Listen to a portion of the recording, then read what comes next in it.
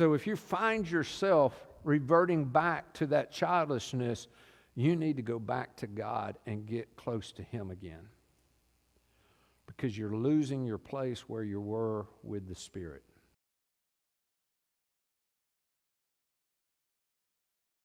How to go from being a punk to a prince in 22 years.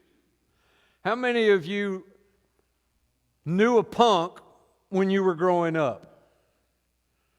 How many of you were that punk when you were... I love the freedom that we have in here. We'll just confess, okay? We were punks. How many of you didn't think you were a punk? How many of you didn't think you were a punk, but you were a punk? Here's the thing. I have two brothers, one older, one younger, and I have a sister. My sister was the youngest. She was the baby girl. And one of the things that she knew she could do to us at any given time is say these words, "I'm going to tell Dad." Now, I love my sister, but I'm going to tell you some stories that are not very flattering because when you're young, you don't act like you do when you're an adult. Amen? For most of us. I've still got a lot of that I'm working on. But when we were young, my sister wanted to do this thing. We used to ride trees. Anybody know what that's about? You did it? You just get 4 or 5 guys. You climb up to a top of a tree that's real tall, and the more weight you get on it, the more it starts to bend over. And then when you get it, the one that's on the very top gets ready, the 4 or 5 other people jump off, and the tree goes. It was our Disney World as children. And me and my brothers and our friends were having a blast to the point that in our neighborhood, in the little place where we were doing this, more than half of the trees were bent over like this because we had done it too many times.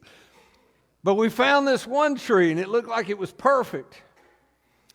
And my sister came down into the woods to see what we were doing. And she saw us do it. And she says, "I want to do that." And me and my brother says, "No, Beth, you cannot do that. You will get hurt. If you don't let me, I'm going to go tell Dad." We were stuck because we knew that no matter what we did at that point, we were all going to get beat. So we sent my sister up to the top of a tree. It's funny now, but it was terrifying then. And we told Beth to hang on with everything she's got. Now, what we did not know then is the biology difference between men and women. And women don't have the upper body strength that men do. So we got her up to the top of the tree. We all jumped off. And much to our surprise, we watched my sister go all the way to the bottom of that tree. Her face was scratched up. My dad had bought her a ring not too long ago, and that ring was just twisted into her finger.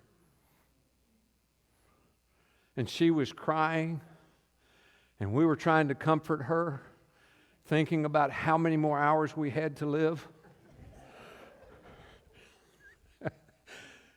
And my sister looked at us, and she says, "I'm going to go tell Dad." And my dad had to cut that ring off of her finger.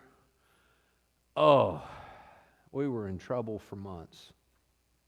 And we did get beat, so we knew it was going to happen. But Joseph was a tattletale, just like my sister.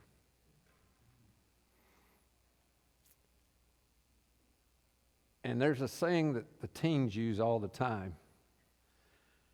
Snitches get stitches.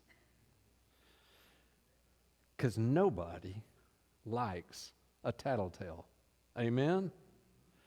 So look at this right here. I want you to see this, because when I was growing up, when we were doing the flannel graph and we had Joseph with the coat of many colors, we thought Joseph was a cool kid. We never really looked at this. Look at what it says here. Joseph, this is the account of Jacob's family line. And it starts off with Joseph. Joseph, a young man of 17. Now, he was 17. He should have known better. Was tending the flocks with his brothers, the sons of Bela and the sons of Zephath, his father's wife, and he brought their father a bad report about them.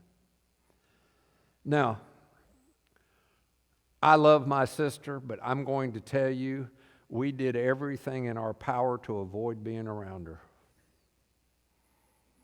Because I'm going to tell Dad. And Joseph was no different. He was bringing a bad report. Now, I don't know what he reported, but here's what it says. Now, Israel, in my case, Dad loved Beth more than any of his other sons. That's not true, but I'm giving you context here. Now, Israel loved Joseph more than any of his other sons because he had been born to him in his old age. He made an ornate robe for him. Now, I want you to understand what that ornate robe is. It is like, well, they say it was probably a sleeveless robe which either royalty or those who were in charge wore. It was not a coat of many colors. When the King James was trying to translate this, they didn't know exactly how to translate it, so they came up with a multicolored robe.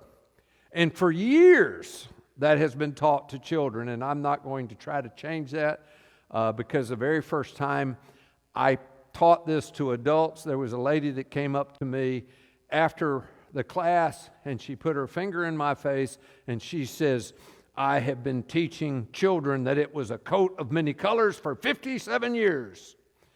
And you are not going to change that now. I do not ever want to hear you say that again. And here I am saying it again. My point being is this, is we don't have everything all the time, but we're still learning.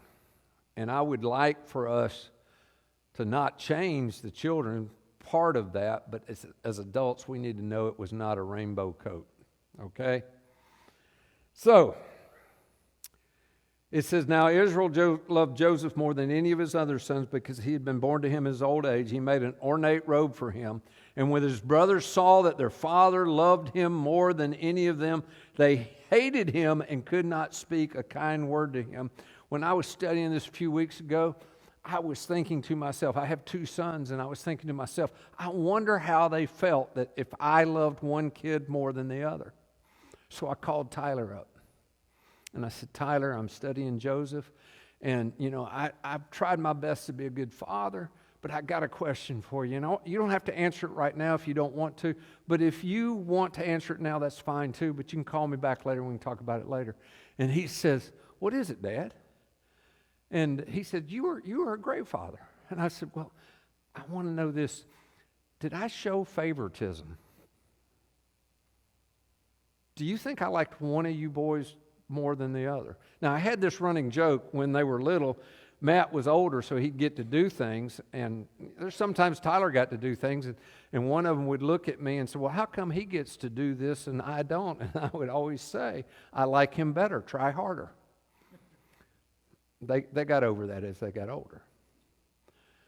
But I asked him, I said, do you feel like I showed favoritism? He said, Dad, you did. And I said, really? He says, you loved us both. We both know that, but you and I are so much alike, I know you liked me better. So I thought, okay, let me call Matt and see what he says. And I said, Matt, I'm studying Joseph. I've got a question for you. Just tell me the truth. You're not going to hurt my feelings any way at all. I said, but did I show favoritism? Do you feel like I favored one of you over the other? And he says, yes, Dad, you did. He says, you and Tyler are so much alike that me and you got along so much better, and you liked me better. That was a tough question to ask, but I wanted to ask it. Because in this story, while Joseph is a part of it, his dad was too. And we need to be careful about showing favoritism. Joseph, now look, it says here in verse 4, they hated him and could not speak a kind word to him. That's pretty significant. And then it says Joseph had a dream. And when he told his brother, they hated him all the more. Now, this should have given you a clue that when somebody hates you, don't tell them dreams you have like this. He said to them, listen to this dream I had. And I can almost see him shaking his head. Listen to this dream I had. We were binding sheaves of grain out in the field when suddenly my sheaf rose up and stood upright. And while your sheaves gathered around mine and bowed down to it. Nah. 17 years old and had no wisdom about dealing with people. His brother said to him, do you intend to reign over us? Now remember the robe. It was an ornate robe, probably something royalty would wear. And he says this dream to him, and his brother said, listen, or he said, do you intend to reign over us? Will you actually rule us? And they hated him all the more because of his dream, and underline these words, what he had said. Sometimes you need to keep your dreams to yourself. Joseph couldn't do that because God gave him another dream. You know, if you do the same thing over again expecting different results, that is called what? Insanity. Joseph is doing the same thing over expecting different results. He had another dream and he's told his brothers, listen, I had another dream, and this time the sun and the moon and the 11 stars were bowing down to me. And when he told his father as well as his brother, his father rebuked him and said, what is this dream you had? Will your mother and I and your brothers actually come and bow down to the ground before you? His brothers were jealous of him, but his father kept the matter in mind. Now, the backstory to all of this comes from Genesis chapter 25 through 35. We don't have time to get into that, but if you're unfamiliar with the story of Joseph, I would suggest that you go back and read those verses because you will see a lot of what's going on with Joseph or Israel before he became Israel. And that kind of helps you with the backstory on that. But I want you to remember these things. You can be right and not be righteous. You can be right and not be righteous. You see, when you emphasize being right over relationships, you do damage to relationships. And I have seen it over and over again where people's relationships are right. You are not being wise when you are trying to be right instead of righteous. And I believe there is a big difference between that, because when you looked at the Pharisees and what they were doing, they were trying real hard to be right, but one of the things they weren't doing was being righteous, and that's what Jesus pointed out to them. The second thing I want you to remember is relational maturity is a byproduct of spiritual maturity. Relational maturity is a byproduct of spiritual maturity. And I'm going to tell you something about relational maturity. And you need to know this. You will go back and forth in your relational maturity. I've been really trying hard to be submissive in every area of my life where I need to be submissive. And it's probably the most difficult thing I've done here as of late, especially when I'm driving and somebody pulls out in front of me or somebody does something that's just stupid. I had a guy pull out in front of me tonight, and when he pulled out in front of me, he was determined not to go. Anybody else ever have that happen? Does it irk anybody else? No, it doesn't. John up here is perfect in everything except for when he talks. James says something about that. But the thing of it is, you've got to understand that relational maturity gives you the wisdom to say the right thing at the right time. But you're going to go back and forth, because there are times when I'm very mature about somebody pulling out in front of me and driving real slow, and I think to myself, well, this is okay, I'm not in a hurry or anything like that. But I revert back to being a child again from time to time. And I think to myself, what kind of bonehead would drive like that? Right? Anybody else revert back to childish behavior while you're in the car? And we do it with relationships too. We do it with people at the church. Somebody comes along and says something and does something that we don't like, and we revert to being selfish and self-centered. Or even worse, we slander them with gossip. Or we make up stories in our head as to where that person is and why they're doing what they're doing. We need to understand that relational maturity is a byproduct of spiritual maturity. And here's what I want you to know. When you are in step with the Spirit, you're not going to act like that, because the fruit of the Spirit doesn't act like that. And so if you find yourself reverting back to that childishness, you need to go back to God and get close to Him again, because you're losing your place where you were with the Spirit. The next thing I've got on your notes here, wisdom is not your learning style, but your lifestyle. Wisdom is not your learning style, but your lifestyle. We used to think that because somebody knew the Bible really well, they were wise. We used to think that the more you know, the wiser you are, but that is not the case. I have known a lot of people that have known a lot of Bible that have made some really stupid decisions. Wisdom is your lifestyle. It doesn't matter how much you know, it matters the way you live.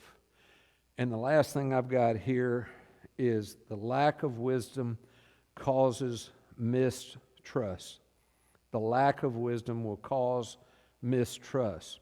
Now, there is a difference between worldly wisdom and spiritual wisdom, or heavenly wisdom, if you want to put it that way. Worldly wisdom and heavenly. There's a big difference, because what the world sees as wise is not necessarily what God sees as wise. As a matter of fact, worldly wisdom would have told the apostles, give up on what you're doing because it's too hard. Worldly wisdom is about me and what I want. Heavenly wisdom is about God and what He wants. And when it comes to relationships, when people mistrust you because you're trying to be right and not righteous, you have broken a barrier of relationships. I taught this to the teens so much that they can tell you that. There's 3 questions in every relationship. And the first question that every relationship you have ask is, do you like me / love me?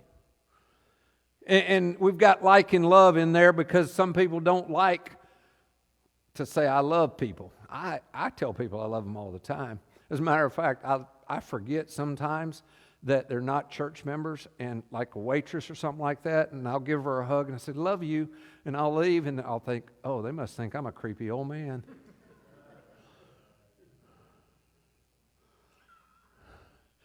Monty, what'd you say?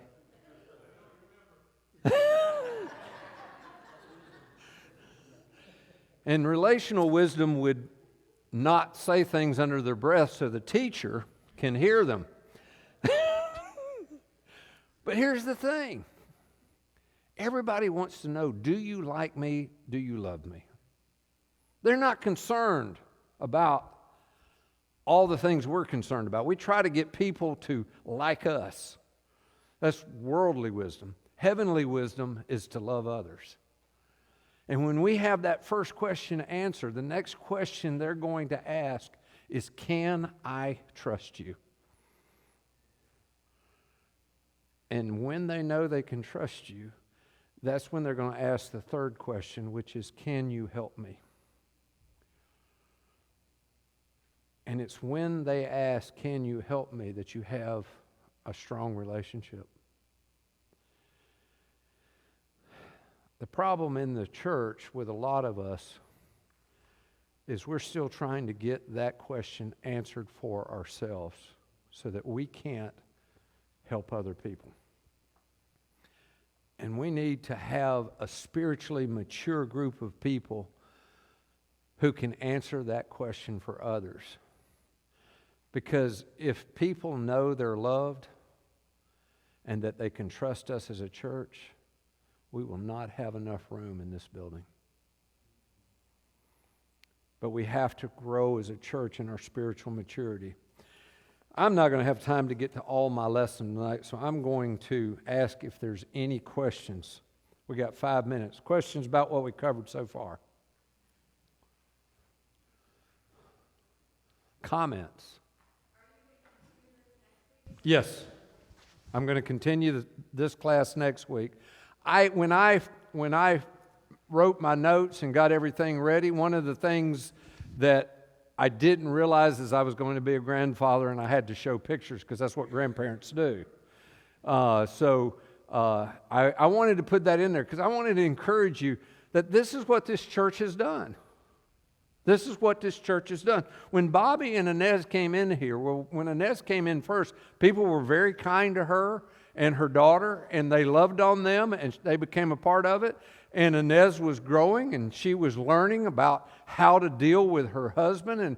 And you know, it's just amazing. I'll never forget when we had a lady came, and she was enjoying being here. It was for a tent service. She came for a tent service, and she came, and she thought it was great. And she says, I need to talk to you. And I said, sure. And we set up an appointment. She came to the office, and she said, I need help fixing my husband. And I said, we can't fix your husband. What? I said, we can't fix your husband. I said, but what we can do is we can make you the best wife ever.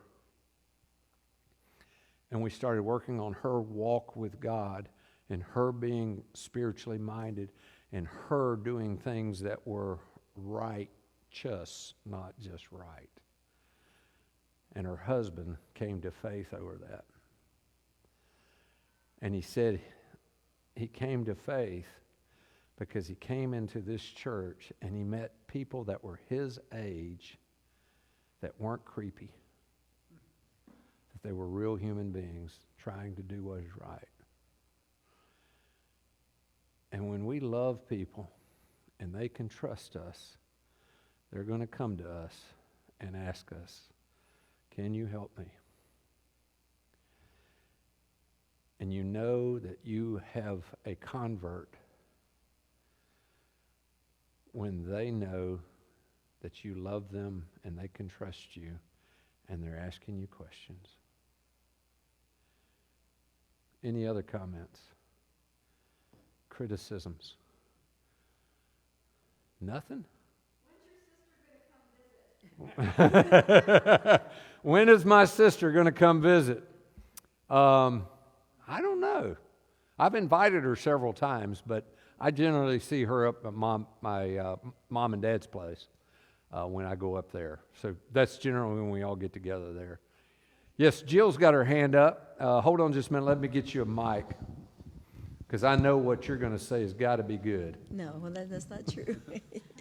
I was just going to comment. I was joking with my son because of your statement, you can be right and not be righteous. And one of our favorite things that we would say to our kids at home is you can be right and still be wrong. Amen. You can be right with the facts and wrong with the relationship that you have just destroyed.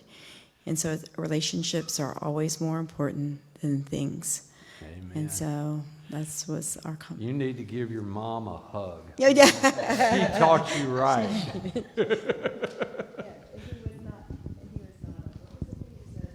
Oh, hold on just a minute. She's not finished. He was not a punk. He was not what? He was not a punk. He was not a punk. You were not a punk? No. I knew you back then. No. You were a little bit of a punk. Okay?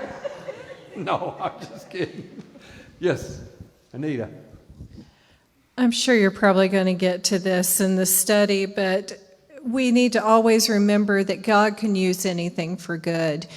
That this was kind of the impetus to them selling him into slavery, and that they meant it for harm, but God meant it for good, because there was a bigger plan, and these things had to be foretold. Yeah, that's the very end of this story, is what Joseph said. So you're way ahead of me right now. But that's okay, Anita. I appreciate the point. Yeah. This is such incredible wounding. Mm-hmm.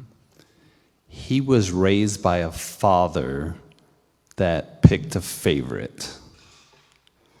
In Jacob and Esau, there's this battle. And Mama's boy, and Mama's going to help the boy win. And then he turned around and replicated the very thing he hated. And that's so much what we do when we come out of while we're still living in a state of wounding. You either come out of that and you either replicate it or you repudiate it. And he replicated it. And oh my, just the ripple effect of all the relational damage. If you could have got healing, it could have been a different story. So, amen. Amen. That's something very important to know. If you're wounded, if you get healing, you can help. But if you never get that healing, you can't help others. Yes. Isn't it amazing what God can do even when his people kind of take a wrong turn? Yeah. And God will say, okay, we're going to continue to do what I want to do. I'm just going to have to kind of massage it this way or that way. But God can take in even the mistakes of his people and find a way, because God's will shall be done. Amen. Let me say this to you, getting off of what Monty says, and we got time for one more. Chris over here needs one more. But the only person that can thwart God's will for your life is you. That's what this story tells us. The only person that can thwart God's will for your life is you. Yes, Chris. You know, I think the art of spiritual maturity and relational maturity comes with the concept of, you know, some people lean so far to one side that even when you're wrong, they'll tell you you're okay, you know, versus the other extreme when you tell them they're wrong because they are wrong in a harsh way and ruin the relationship. And you know, I had a good friend from Long Island that's a long-term business partner of mine, and he said, you know, I don't like Southern people because they'll lie to you. They'll tell you they like you, they tell you everything's okay, and then behind their back, they tell everybody else what you're doing wrong. He said, us, you know, New Yorkers are honest with each other. If something's not going right, we tell them. And yet... But they do it in a very harsh way. They do it in a harsh way. So, you know, that real maturity comes with being able to have a relationship that's so good that you can, you know, be right and righteous at the same time, because you can do it in a gentle way, in a loving way, and you already have that relationship. Amen and amen. We're out of time. I'm going to let Bob say what he needs to say real quick, because he will forget if we don't let him. So hurry up and get over there, Nathan. I appreciate you running back and forth. Let's give Nathan a hand for his mic work tonight. And Bob, you're going to close us out. Say something wise. So we've heard about your driving on many occasions. And some people have experienced it firsthand. So let's use the example. Mm-hmm. You invited a friend for February 11th. I've already invited some. Okay. That friend is the one that pulled out in front of you. And Now, how are you going to react? I can't believe Linda was so stupid in the way she drove. No, you're right. And here's one. I rest my case. Here's one even better. What if it was my friend's child? Because one of the things that I have started doing is I've started thinking about that everybody I come in contact with is God's son or God's daughter. And some of them don't know it yet, and it's my job to treat them like God's children regardless. With that, amen. Thank you for watching us online. Thank you to the sound booth. Thank you for being here.